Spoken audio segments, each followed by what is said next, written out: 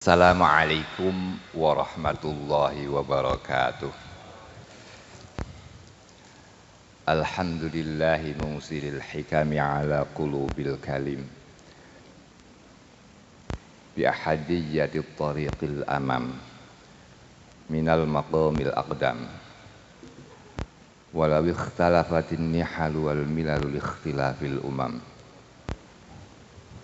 Salatullahi ala mumiddil himam min bahril judi wal karam bil qilil aqwam Sayyidina wa maulana Muhammadin wa ala alihi wa sahbihi wa sallam. Amma ba'du. Khudurul mukhtaramin, kawan-kawan yang dimuliakan oleh Allah, wabil khusus pemrakarsa kajian Senen Paingan, yaitu saudara Kang Putu dan kawan-kawan peserta pengajian kitab Al-Hikam Ibni Athaillah As-Sakandari yang diampu oleh saudara Salahuddin dan seluruh tamu-tamu, terutama para pembicara yang ada di sini, yaitu Kang Markonyi dan Mas Haryanto Halim. Sampun rawuh Pak Anu.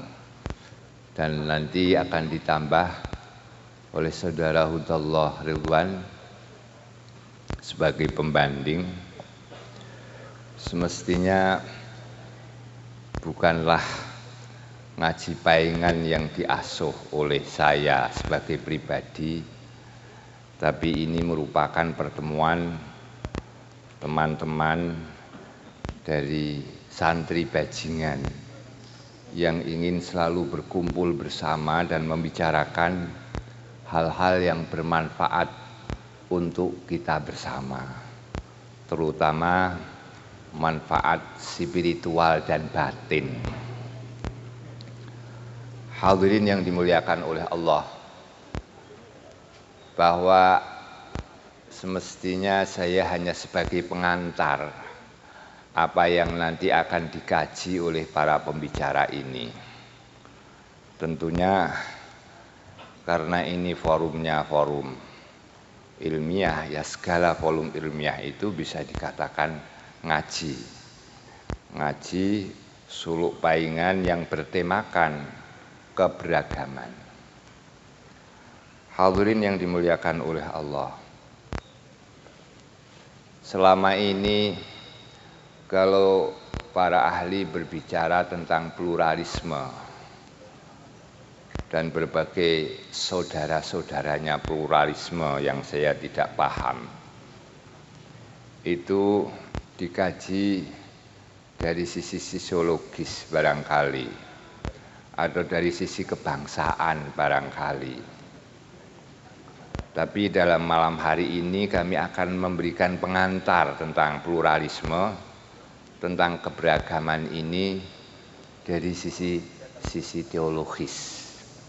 Sebab sisi teologis inilah suatu sisi yang mendasari seluruh aspek pemikiran kita, aspek tindakan kita dan perilaku kita itu semestinya bersumber dari sisi-sisi teologis ini. Lah dari sisi teologis ini, apakah ada ruang bagi keberagaman, kemajmukan, dan perbedaan-perbedaan ini? Hadirin yang dimuliakan oleh Allah, barangkali kalau panjenengan ngaji bersama, bahwa pada waktu Aidul Adha itu Nabiullah Ibrahim disuruh untuk menyembelih Nabiullah Ismail. Dalam satu pendapat lain yang disuruh sembelih adalah Nabiullah Ishak alaihissalam. Kenapa Allah memerintahkan kepada Nabiullah Ibrahim untuk menyembelih anak kesayangannya, sehingga para orientalis lah memberikan kesan bahwa Allah ini kejam sekali. Masa anak sendiri disuruh menyembelih, kan demikian. Apakah ini perintah pura-pura? Apakah ini perintah sungguhan? Apakah ini perintah untuk mencoba Nabiullah Ibrahim atas kesetiaannya pada Tuhannya? Di dalam Al-Quran dikatakan bahwa Allah memperlihatkan Nabiullah Ibrahim seluruh kerajaan langit dan seluruh kerajaan bumi. Apa yang terjadi dan dilakukan oleh manusia di paparan bumi ini, Nabiullah Ibrahim diperlihatkan oleh Allah. Kalau orang sekarang kasyaf, dibuka, tabir, kasunyatan manusia saat ini pada malam hari ini, ada yang sedang ini, ada yang sedang itu, ada yang sedang berzikir, ada yang sedang melakukan kejahatan, ada yang sedang melakukan tindakan amoral dan lain sebagainya. Namun pada waktu itu dilihat oleh mata Nabiullah Ibrahim bahwa sebagian besar manusia sedang melakukan maksiat kepada Allah Subhanahu wa taala. Maka Nabiullah Ibrahim menghadap kepada Allah, ya Allah, manusia-manusia telah Engkau beri nikmat dengan ciptaan yang sempurna, mata, telinga, hidung, kegantengan, keayuan, kegagahan dan lain sebagainya. Telah Engkau beri makan dengan berbagai makan yang enak-enak. Tapi kenapa mereka itu durhaka kepadamu ya Allah? Kami mohon ya Allah, orang-orang yang durhaka itu dibinasakan saja, atau kamu siksa di dunia saja Allah. Maka Gusti Allah diam saja. Gusti Allah diam saja. Malam yang ketiga juga demikian. Wa kadzalika nuri Ibrahimal malakutas samawati wal ardi waliyakuna minal muqinin. Diperlihatkan lagi. Dia melihat sebagaimana yang dilihat pada malam pertama itu. Bahwa sebagian besar manusia sama bermaksiat kepada Allah Subhanahu wa taala.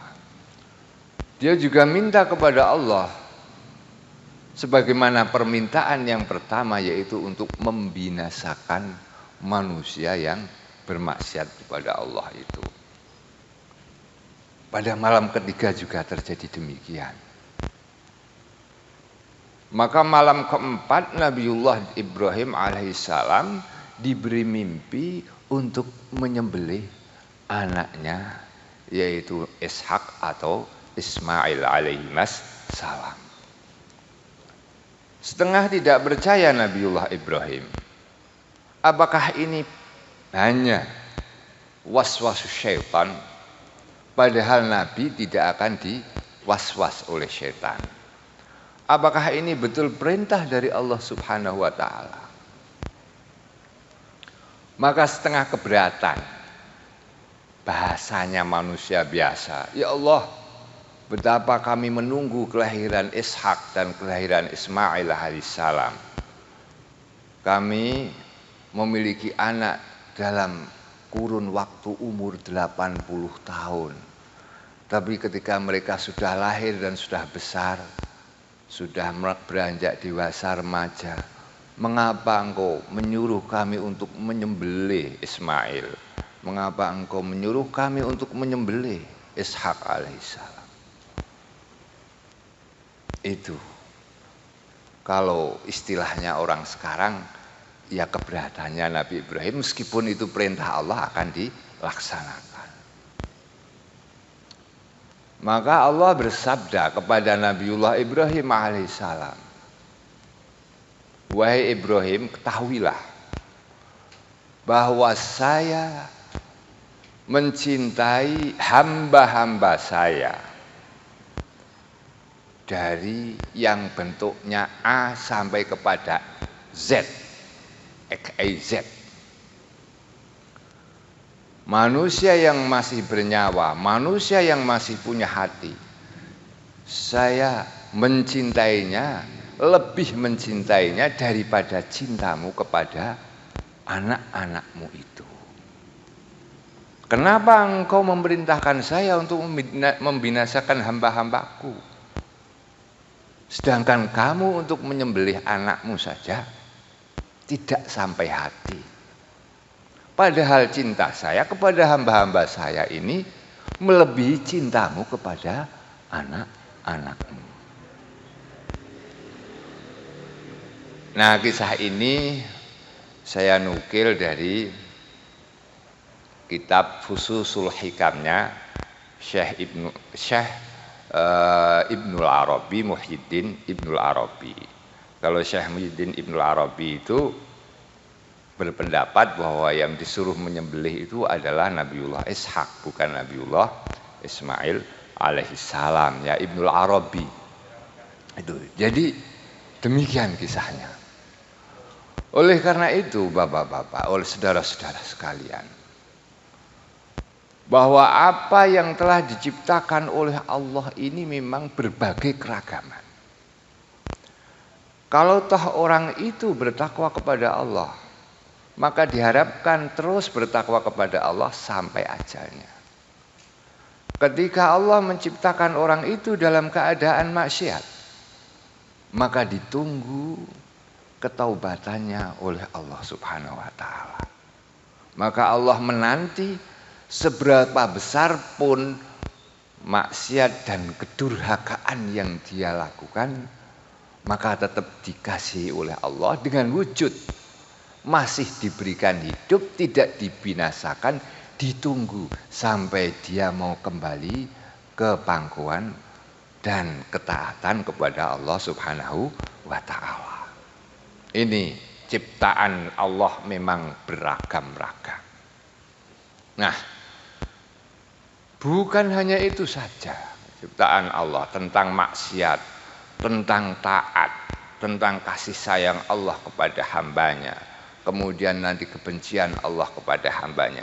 Semuanya adalah mutlak, hak prerogatif Allah. Sebab dalam teologi, Allah yang maha dahulu tidak dipengaruhi yang maha baru. Bahwa yang maha dahulu itu mutlak kekuasaannya. Tidak ada kata zalim. Zalim itu di dalam istilah agama itu, kalau saya merebut hak panjenengan atau mengganggu hak panjenengan, itu namanya zalim. Kalau di dunia ini semuanya adalah hak Allah, maka ya terserah Allah. Tidak ada kata-kata zalim bagi Allah. Itu kata-kata zalim itu asalnya demikian. Nah, sebagaimana di dalam akidah kita atau akidah saya, bahwa Allah itu maha wahdaniyah, maha tunggal. Dalam teologi kami di pesantren, Allah itu maha tunggal. Tunggal di dalam sifatnya. Bahwa sifat Allah itu satu. Misalkan sifat ilmu pengetahuan, maka Allah tidak akan membagi-bagi ilmu pengetahuan itu dalam pengetahuan eksakta, pengetahuan sosiologis, pengetahuan kosmos, makrokosmos dan lain sebagainya, tidak itu. Satu ilmu itu Allah untuk mengetahui apa yang ada di dalam perut bumi dan apa yang ada di angkasa, apa yang ada di dalam hati kita. Di ilmu Allah satu. Zat Allah satu, sudah tidak bisa dibagi-bagi. Saya pernah jalan-jalan, kemudian ada teman saya mengambil satu daun singkong, daunnya itu jumlahnya ada 5. Dia tanya sama saya, Bet, kenapa ini daunnya 5? Itu menunjukkan rukun Islam, saya bilang demikian. Kemudian terjadi perdebatan, kalau kamu punya Tuhan tapi kamu tidak pernah melihat Tuhanmu, gimana, Bet? Gitu. Saya mengatakan, kalau kamu pernah melihat Tuhanmu di dunia ini, Tuhanmu kayak apa? Kalau Tuhanmu itu kayak matahari, maka sesungguhnya matahari bisa tenggelam. Berarti Tuhan tenggelam, wong seperti matahari. Kalau Tuhanmu kayak bintang, maka bintang itu kalau siang tidak kelihatan, maka Tuhanmu itu gaib, bisa gaib. Kalau kamu mengatakan Tuhanmu itu kayak mega, maka mega itu bisa dihapus oleh angin yang kencang, berarti Tuhanmu lemah. Gitu.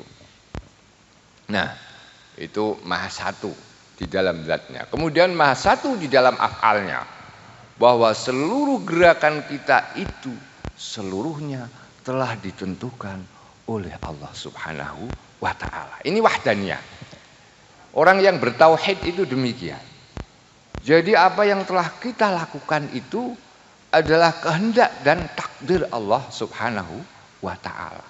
Namun kita tidak tahu apa takdir yang akan datang, itu tidak tahu.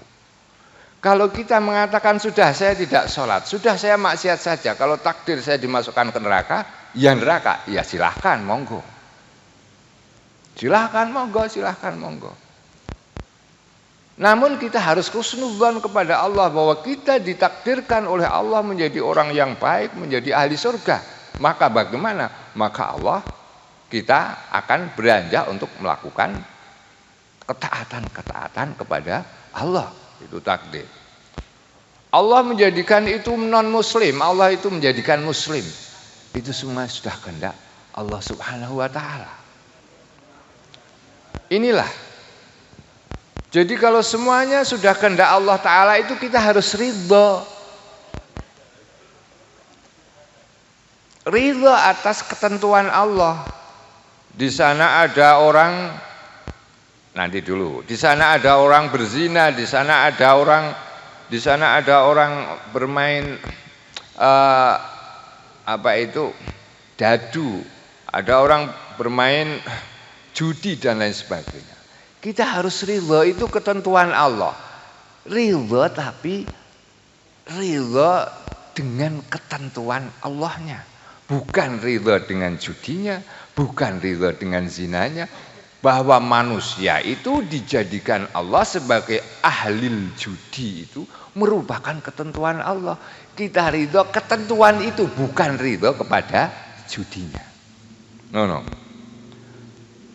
Panjenengan sebagai muslim, ketika melihat orang non-Islam, maka kamu ridho qada Allah, memang orang itu dijadikan non-Islam.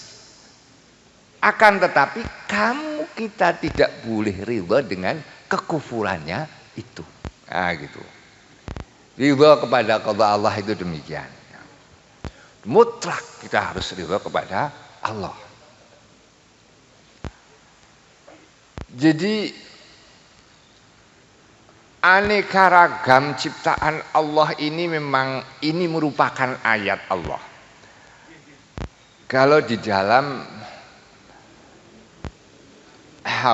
saya akan bilang filsafat, ya saya tidak tahu filsafat lah. Di dalam kitab-kitab yang saya baca itu, bahwa di dunia ini tidak ada yang sama, tidak ada. Yang sama persis itu tidak ada. Sampai kalau kita membandingkan misalkan antara atom O dengan atom O yang satu, antara hidrogen dengan hidrogen yang satu, apakah sama atau tidak? Antara langit yang ada di atas ini dan langit yang ada di atas kota Semarang sama atau tidak? Antara air yang ada di sini dan air yang pegunungan sama atau tidak? Maka sesungguhnya tidak ada satu ciptaan pun yang sama di alam raya ini.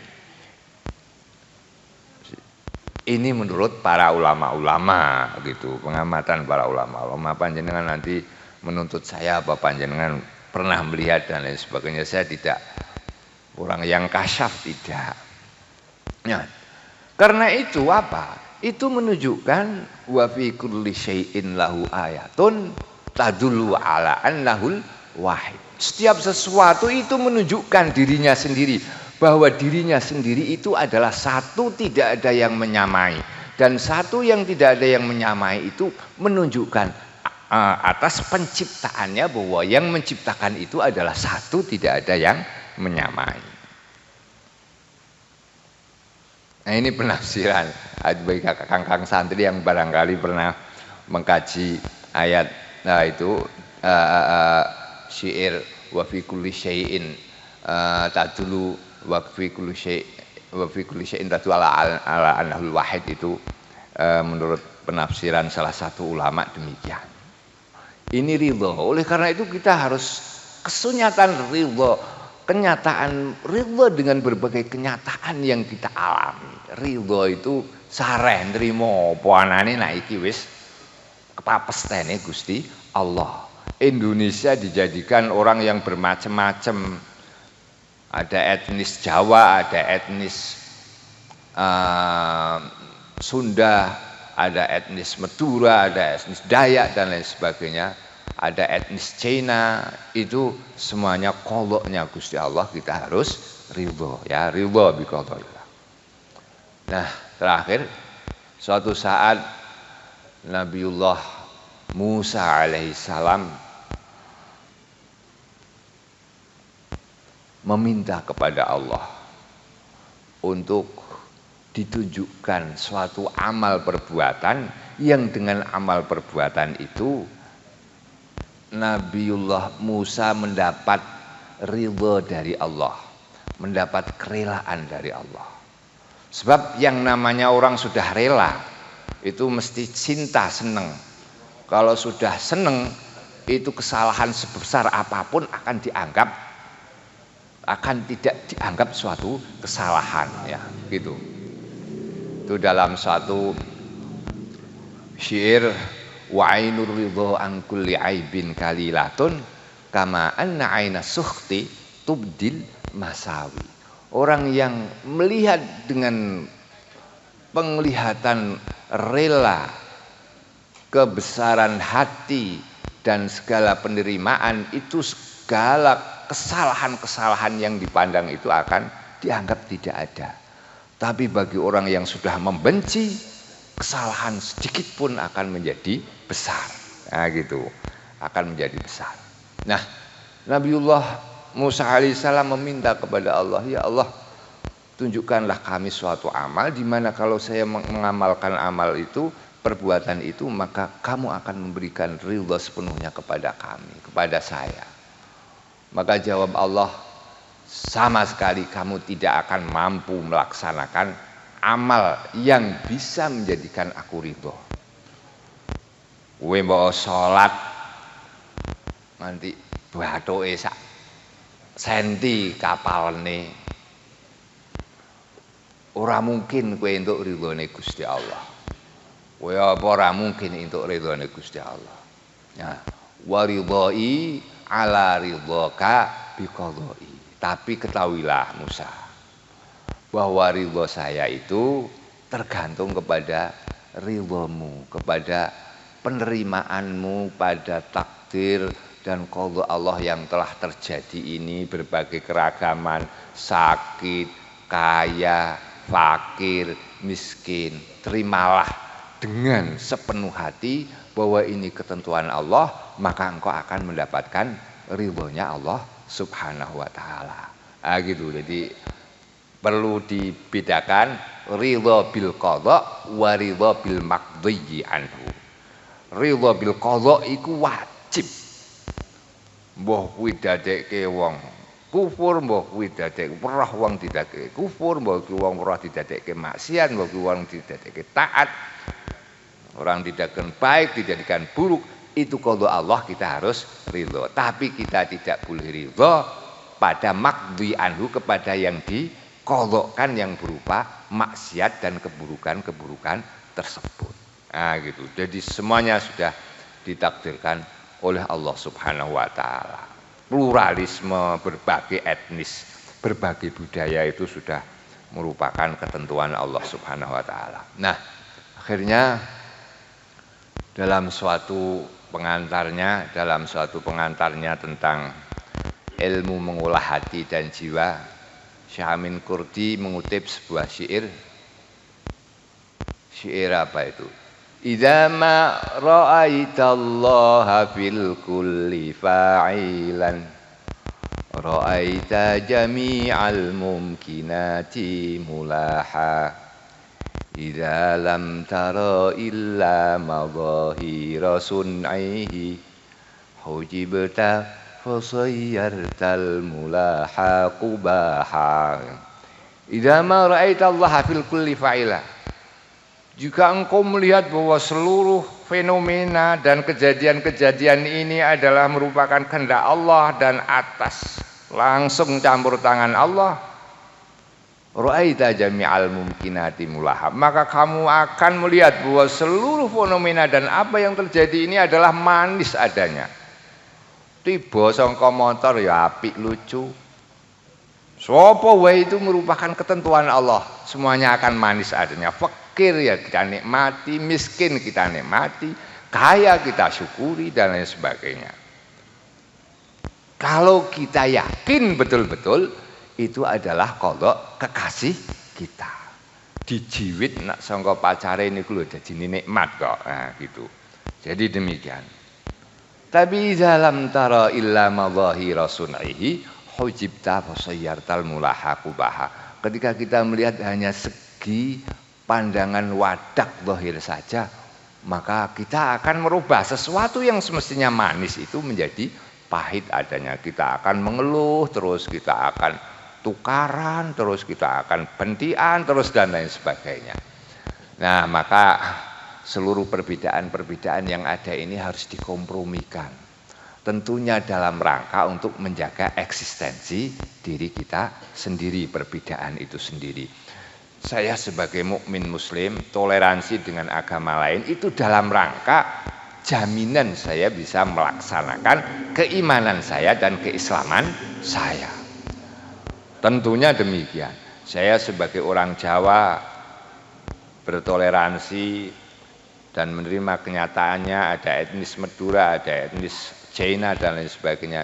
Itu ya dalam rangka eksistensi saya untuk diatur bersama-sama supaya tidak berbenturan antara budaya-budaya yang ada, budaya Jawa dengan Madura, budaya Jawa dengan etnis Cina dan lain sebagainya. Mesti dalam rangka itu, bukan dalam meleburkan diri, bukan dalam meleburkan diri, tapi dalam rangka mengatur keselarasan dan keserasian ciptaan Allah Subhanahu wa taala ini. Nah, demikianlah pengantar saya, Kang Akhyar. Saya tidak bisa memberikan pengantar yang lebih jauh. Ini sebagai pengantar, bukan ngaji. Kang Putu, bukan ngaji. Kalau ngaji itu ya sebagaimana panjenengan kalau malam Kemis nih Kang Timur, tapi ini hanya sebagai pengantar saja. Terima kasih atas atensi panjenengan sedanten. Moga-moga tidak bosan untuk hadir dan memberkati tempat saya ini. Akhirul kalam, wallahu yuzaki amalana wa ya'allahu ansu'i wa iyyuni lana wallahu muwaffiq ila aqwamit thariq. Assalamualaikum warahmatullahi wabarakatuh.